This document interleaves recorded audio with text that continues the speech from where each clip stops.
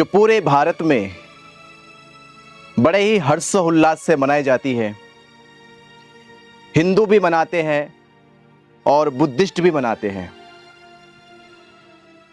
ये इतिहास है भारत के एकमात्र ऐसे चक्रवर्ती सम्राट का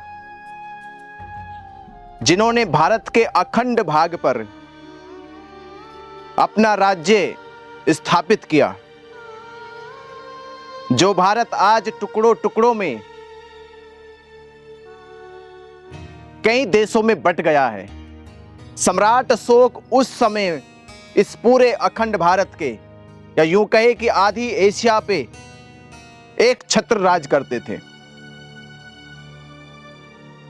इतने बड़े भूभाग पर राज करने के बाद भी सम्राट अशोक एक चीज को लेकर बहुत परेशान रहते थे, और परेशानी भी वाजिब थी कि जिस परेशानी को लेकर उनके पिता बिंदुसार भी सपने को सपना ही लेकर चले गए।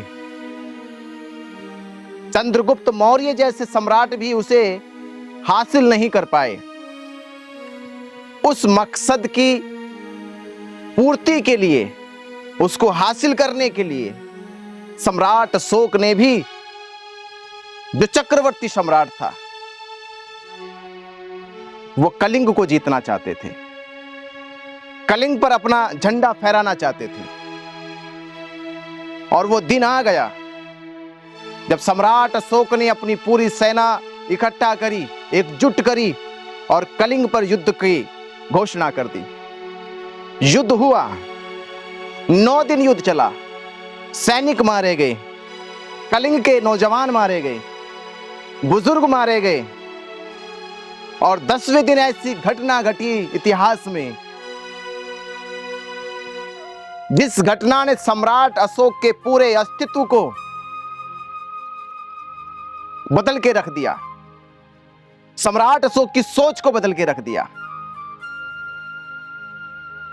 सम्राट अशोक ने कलिंग नहीं जीता, बल्कि 10वें दिन कलिंग के लोगों के सामने, वो कलिंग के लोग जो अपने सैनिकों के साथ खड़े थे, अपने बुजुर्गों के साथ खड़े थे, अपने नौजवानों के साथ खड़े थे, वो माताएं बहनें जो अपने राष्ट्र के साथ खड़ी थी, कलिंग के वो बौद्ध भिक्षु जो अपने राष्ट्र को साथ खड़े थे, वो एकता की मिसाल जब कलिंग के लोगों ने दिखाई, उस एकता की मिसाल को, अखंड एकता को देखकर सम्राट अशोक झुक गए। ये सम्राट अशोक के जीवन का पहला युद्ध था, क्योंकि सम्राट अशोक ने अपने जीवन में जितने भी युद्ध जीते वो सेना से जीते, सेना से लड़ाई लड़ी, सैकड़ों हजारों सैनिकों को मौत के घाट उतारा। पर यह पहला युद्ध था इतिहास में जहां सेना ही नहीं, सेना के साथ कलिंग का बच्चा बच्चा युद्ध भूमि में था। इस अखंड एकता को देखकर सम्राट अशोक झुक गया। वो झुक गया उन कलिंग लोगों के धर्म को देखकर, उनकी वफादारी को देखकर, उनके एक दूसरे के साथ चलने की साहस को देखकर।